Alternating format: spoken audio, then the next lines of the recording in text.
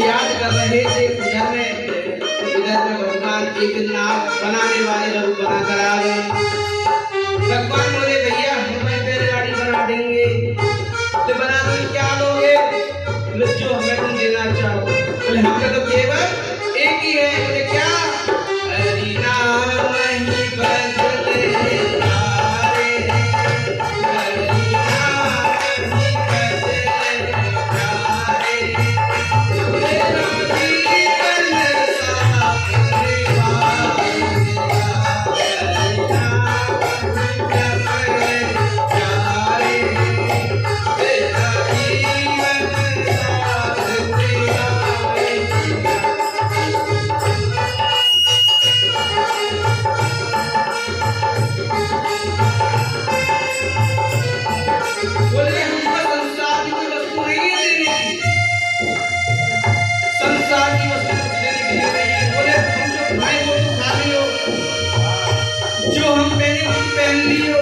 और जो हम करें वो तू करें। संत के पास क्या होता है? यही होता है। बोले भैया हम तो यही कहें क्योंकि भगवान तो यही घूमे कि संत कहाँ मिले, मैं संतन की सेवा करूं। और ऐसे ही यात्रा चल रही है। भगवान खुद गाड़ी को हाँक रहे हैं और जाके हरि खुद गाड़ी हाँके। वो गाड़ी कैसी होगी नरजी को पता ही नहीं कि है क्या रो है। जैसे नरजी अपनी भजन में लीन रहने लगे और देखी कि सीधे पहुंच गए जूनागढ़। और जूनागढ़ जैसे पहुंच गए तो देखो जो गाड़ी चला रहा हो वो भी अंतर्ध्यान है वो है। और भगवान किंतु उनकी जब आंख खुली तो देखो तो कोई है ही नहीं। और देखने लगे तो जूनागढ़ पहुंच गए। अब तो क्या हुआ कि नरसी भगत अब तो घर से गए। जैसे अपनी बेटी से मिलने लगो है तो बेटी ने बाबुल ये कौन दशा है आपकी? बोले बाबुल अगर आप पे नहीं हो तो क्यों आए मेरी हंसी कराने के लिए? बोले बेटी तू ये मत कह, बेटी तू ये मत कह, तू बेटी है। तेरे वचन मुझसे कहते हो सम्मानित है। बोले पिताजी तुम मेरी बेइज्जती कराने आ गए। बोले यहाँ बड़े बड़े लोग आ रहे हैं और आप तो केवल कुछ लेके नहीं आए, केवल धान मंदिर लेके आए। बोले पिताजी अभी भी मौका है कि आप यहाँ चल जाओ। बोले बेटी चुप, अब ज्यादा मत करे, चिंता मत कर, तेरे भैया सामान लेके आ रहा है। बोले बेटी बस तुम्हारी स्नान की व्यवस्था कर और हम स्नान करेंगे। तो देखो जब ये बात पहले बिना सास की अनुमति के कुछ नहीं कर सकती, तब क्या हुआ कि नरसी भगत के लिए सासू माँ ने गर्म पानी भेजा और गर्म पानी जैसे ही नरसी भगत ने जंगल में जैसे गर्म पानी हाथ टच करो तो हाथ बच गया। नरसी भगत बोले हे क्या करवा रहे हो? जैसी तुम्हारी इच्छा। किंतु देखो किंतु वो तो अपनी हरि में ही लीन है। वो तो बस यही कह रहे हैं हरि आ जाओ एक बार, हरि आ जाओ एक बार, हरि आ जाओ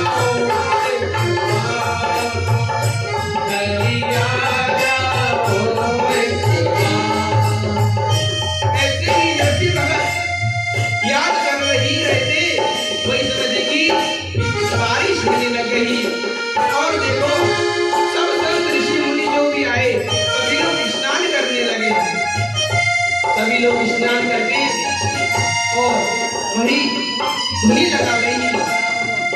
और इधर जब भात भरने का समय आयो तो कृष्ण मुरारी खुद आए हैं और कह रहे हैं नरसी से कि नरसी चलो भात पहनाओ।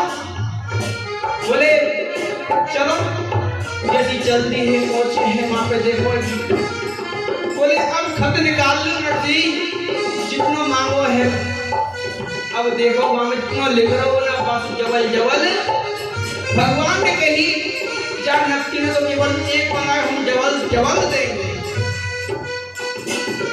भगवान ने सबको रात भर भात पहनाए गए और भात पहनाने के बाद क्या हुआ, वहां पे सभी लोग बड़े आनंद से छाए कि सबके मुंह नीचे उतर गए। बोले ये क्या हुआ? बोले हमने तो सोची बाबा जी दोहराए जी ऐसे ही आए होंगे, फिर देखो यहाँ पे तो भैया रत्न धन आयो है। कहने कि राम नाम में सब धन है, चाहे मानो या ना मानो, ये जीवन तुम्हारा है। हरि नाम एक चिंतामणि है और ये चिंतामणि बड़ी ही, जो आप एक बार बैठ के देखो तो सही, जो मांगो और ना मिले तो कभी ऐसा है ही नहीं। और जब हाथ पहन गए भगवान और नरसी की बातचीत कह रही तो कह रहे हैं भगवान, नरसी कह रहे हैं हे प्रभु आप सुनते तो हो किंतु बहुत लेट से सुनते हो। भगवान कह रहे हैं हे नरसी तेरे आपने में दो मुंह लगाई दी हो, मैंने तेरे हर पल पल तक तेरे साथ लगायो, फिर भी मुंह को दोष लगा सकते हैं। बोले देख जब तू तेरे घर पाती लेवे नौवा आयो देवे, तो जब नौवा कोई ने घर नहीं बतायो तो मैंने ही पूरा किया। और जब तू लेने गयो बाकी भोजन की व्यवस्था करने गयो तब मैंने ही व्यवस्था तेरी करी। इस प्रकार भगवान हर पल पल में हमारा सहायता कर रहे हैं कि हम इस चीज में समझ नहीं आ रहे। कितनी अजीब बात है, कितनी अजीब बात है। भगवान बार बार पे बता रहे हैं कि मैं आपके साथ हूं, किंतु हम समझ नहीं पा रहे। कहने हैं कि जब बालक 9 महीने गर्भ में रहे तो रक्षा कौन करेगा? जब मल मूत्र में पड़ो रहे तो अभी रक्षा कौन करे? श्री हरि ही करे, कोई और नहीं करे। भगवान इतनी रक्षा कर रहे हैं, हर पल पल पे हमारा साथ निभा रहे हैं, और फिर भी हम कहे कि भगवान है ही नहीं।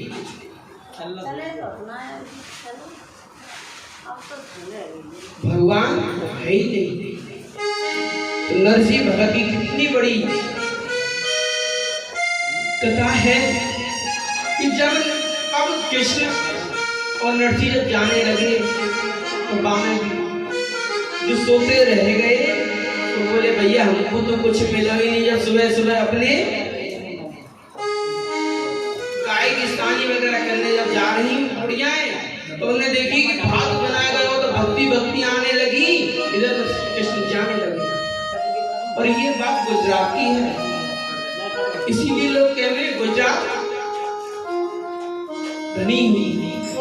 धनी इसीलिए क्योंकि भगवान कृष्ण ने मुंडिन की बारिश करी, और जहाँ कृष्ण बारिश करे वहां कोई चीज कमी है सके। भगवान ने कही वृंदावन में लक्ष्मी से कही, लक्ष्मी नाराज है ब्राह्मण से। क्यों नाराज है? क्योंकि ब्राह्मण ने भगवान विष्णु के हृदय पर लात मारी, इसलिए लक्ष्मी नाराज है। किंतु भगवान विष्णु ने कही कि देव मेरे भक्त भूखे मर जाएंगे किंतु कभी तेरे सामने हाथ नहीं पसारे। भगवान ने प्रतिज्ञा करी है, और ऐसे ही सब ब्राह्मणों अपमान से नहीं है, चाहे कुछ भी हो। ऐसे ही नरसिंह भगत ने अपने जीवन को भगवान ने समर्पित किया। ऐसे ही भक्त तो बहुत है जिनको वर्णन सुनो तो उतना ही कम है। उनकी लीला अपरंपार है। आज हम लोग हैं, जब घर से बाहर निकले तो किसी को पता है हम शाम को घर वापस आएंगे या नहीं आएंगे, किंतु तब भी हम लोग अपने प्यारे को प्रणाम करके नहीं जाएंगे। जो हमारे जीवन को चला रहे हैं बापू, प्रणाम करना हमारा धर्म बने या नहीं। कहमे है जब घर से बाहर निकलो तो ठाकुर को प्रणाम करके निकलो। बोले ही ठाकुर मैं आपको शाम को आके निहार सकता और आओ तो कहो ठाकुर देव धन्यवाद जो आपके दर्शन द्वारा मिल गए। अगर ये जीवन आप अपनाओगे फिर आगे चल के क्या हो, तो आप आगे चल के कहोगे कि जैसे गोपियां जाती ना अपनी छाछ को बेचने, दूध दही को बेचने, तो आगे चल के यही भावना आएगी हम कृष्ण की सेवा के लिए बाजार जा रहे हैं, जो कुछ मिलेगा वो लेके आएंगे, कृष्ण की सेवा करेंगे। यही नंद बाबा पहले तपस्या करी है। पहले कितने जन्म बिताए, बाकी बात कृष्ण को। ऐसे ही ययाति चरित्र भी आवे है। ययाति चरित्र में यही दिखाया हुआ संसार की दशा। संसार में लोग कहते हैं कि भजन बुढ़ापे में करेंगे।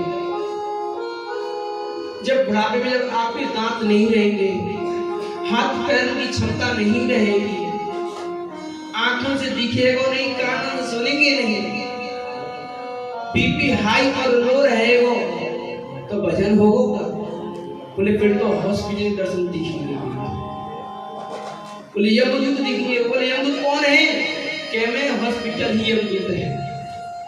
पूरे शरीर में बोतल ही बोतल लगी रहे, सुई सुई से पूरा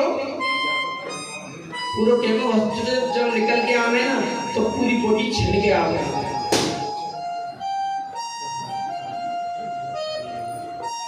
हम लोग कहमे कि बचपन से ही हरि कथा सुनेंगे तो जीवन बड़ा ही आनंदमय होगा। नरसिंह भगत ने बचपन से ही खेमे जननी जने तो भक्त जन और कहता ताके सूर, नाही तो तू बाज रहे क्यों खोवे निज नूर।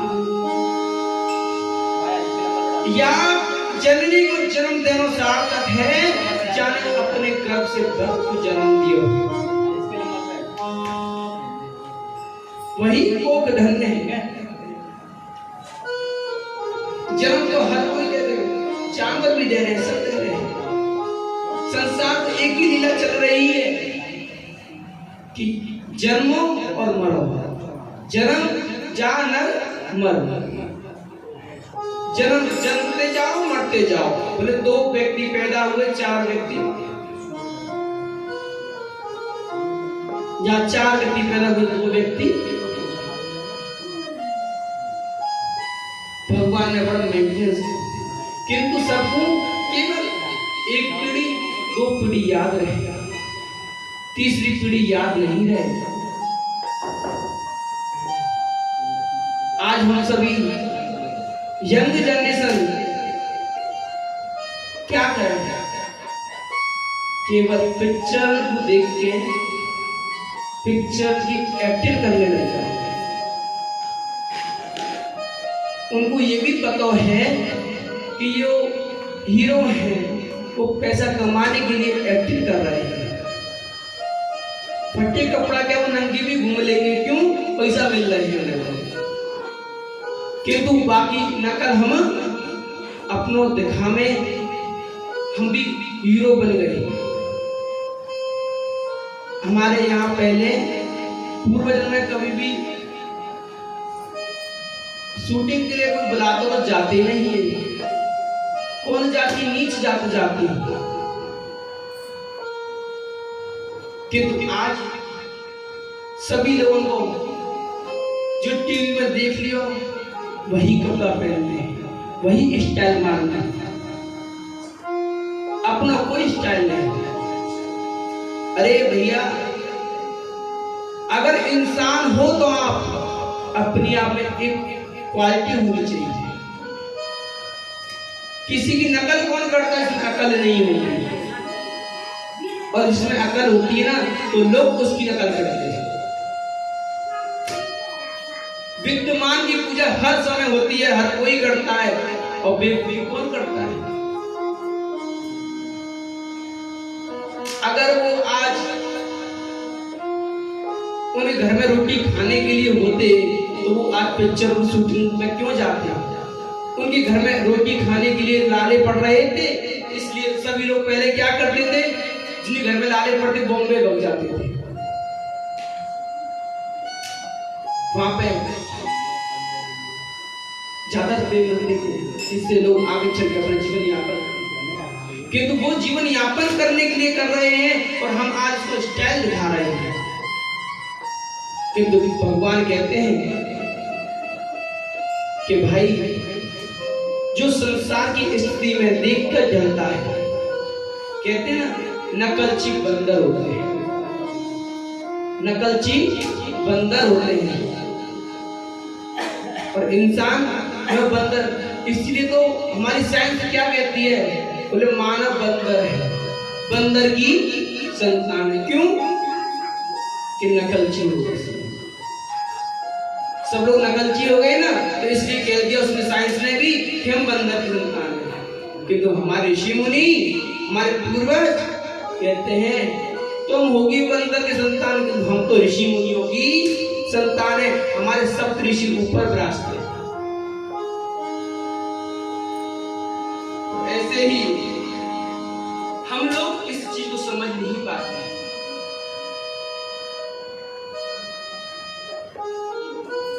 हम लोग समझने के लिए 7 दिन का समय है, कहीं 9 दिन का समय है। 9 दिन में कहते हैं कि आधी उम्र तो हमारी सोने में जाती है। प्रहलाद जी महाराज की ये शिक्षा कहती है कि आधी उम्र तो हमारी सोने में जाती है, आधी उम्र हमारी जवानी में बीत जाती है, और आधी खेल कूद में बीत जाती है। तो भजन कब करेंगे हम? जीवन तो सारा चला गया। एक बार एक पढ़ा लिखा व्यक्ति एक नाविक के नदी पार करने के लिए जा रहा था, तो उसे नदी के नाव चलाने वाला मिला। तो बोले भैया मुझे उस पार जाना है। बोले ठीक है सेठ जी बैठो। अब जब बैठ गए सेठ जी तो पूछने लगा कि भैया आप इंग्लिश पढ़े हो क्या? बोले नहीं। बोले साइंस पढ़े हो? बोले नहीं। बोले तो क्या पढ़े हो? आपका जीवन बेकार है जब आपने इंग्लिश पढ़ी नहीं, साइंस पढ़ी नहीं। देखो हम साइंटिस्ट हैं, हम हर चीज खोज करते हैं, और देखो हमने ही ये जो लाइट चल रही है, ये जो गाड़ियां चल रही है, इसकी रचना हमने करी।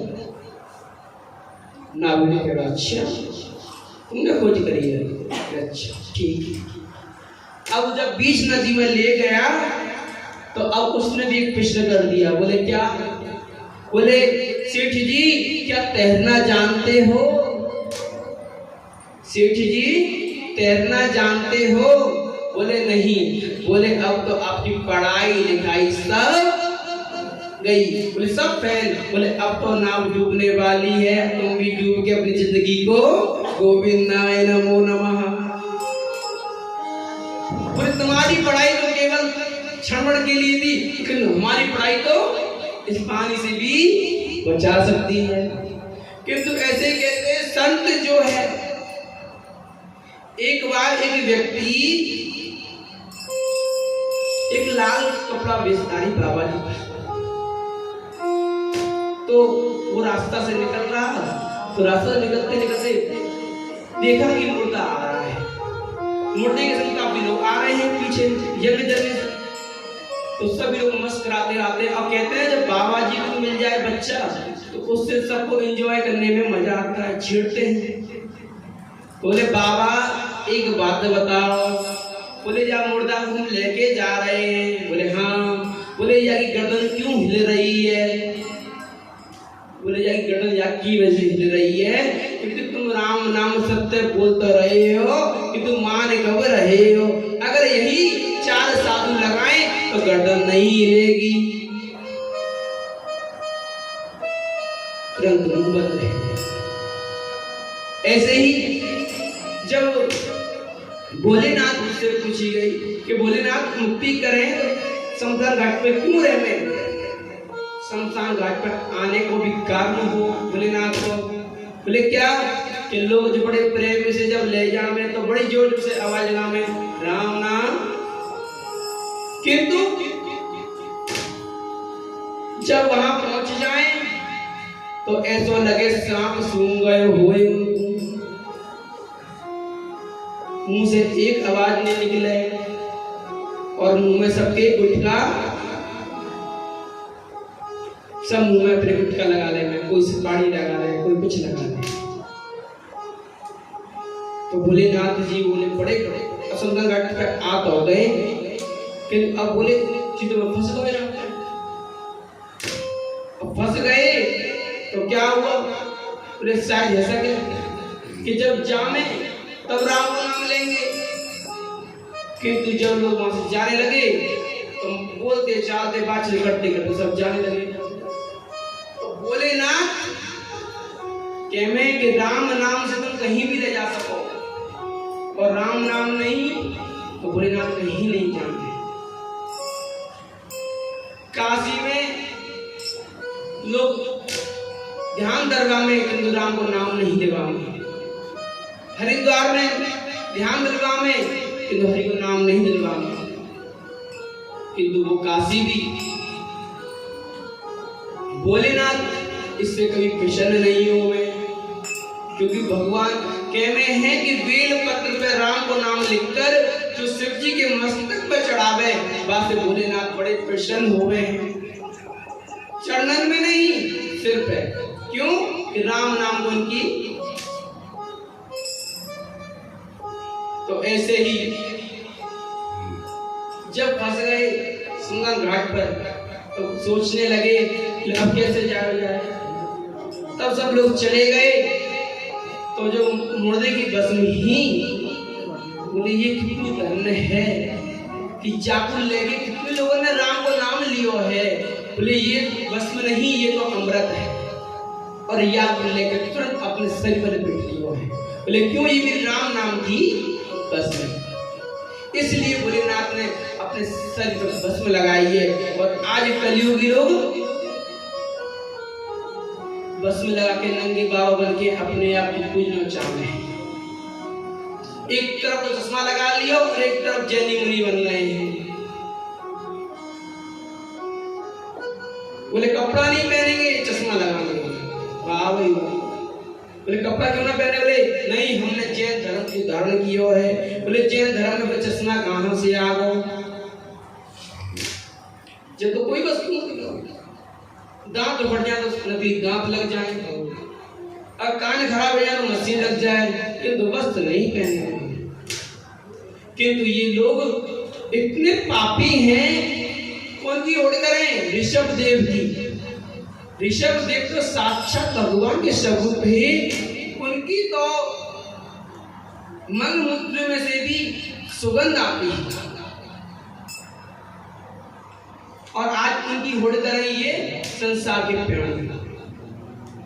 तो ऐसे ही आगे चलकर गंगा जी को जब लेके आए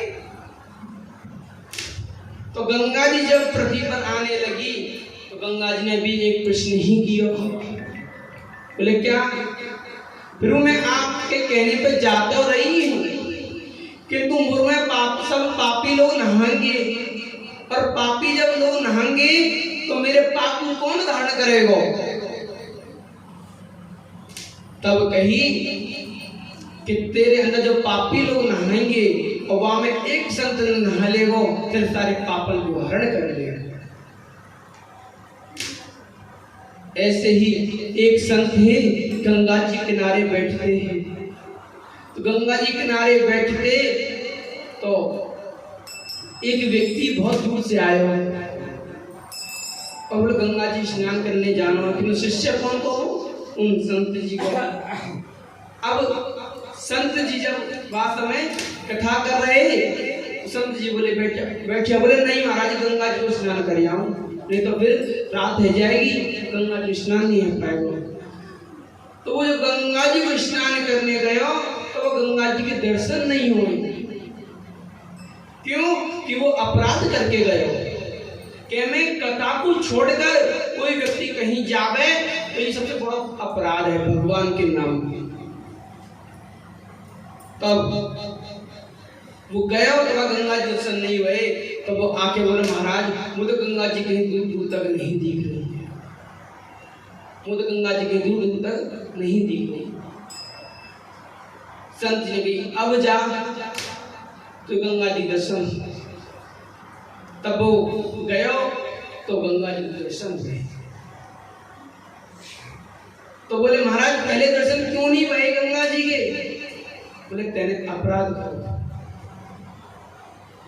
गुरु के वचन पर तेने विश्वास नहीं करो, इसलिए तो है गंगा जी जब बगल में बह रही है, संत को दिख रही, सबको दिख रही है कि तू बापू नहीं, क्योंकि अपराध किया है।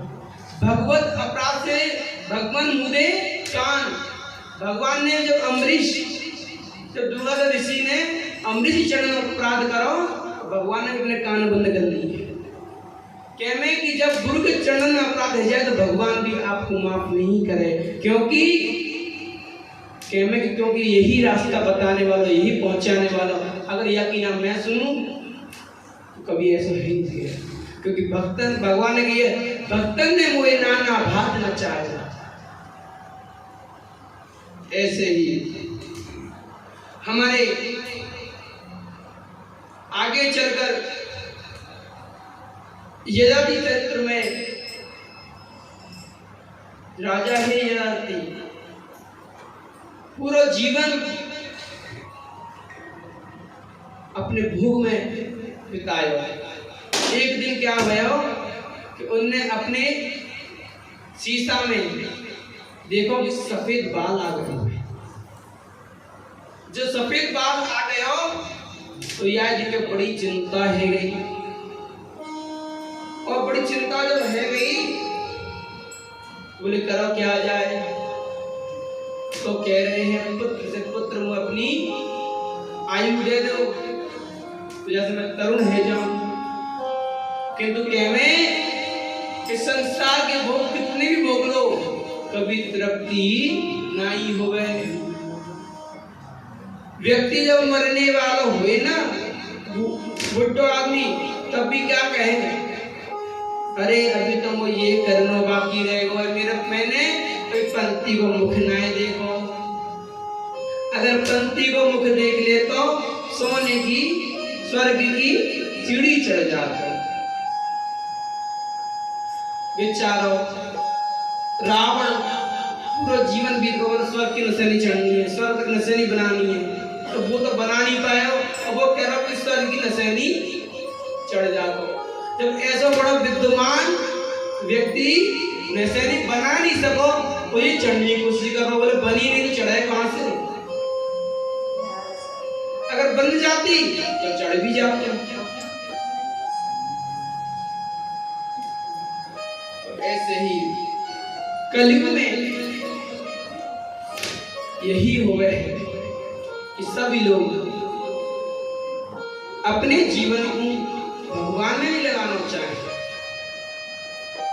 बस नाती बेटा के में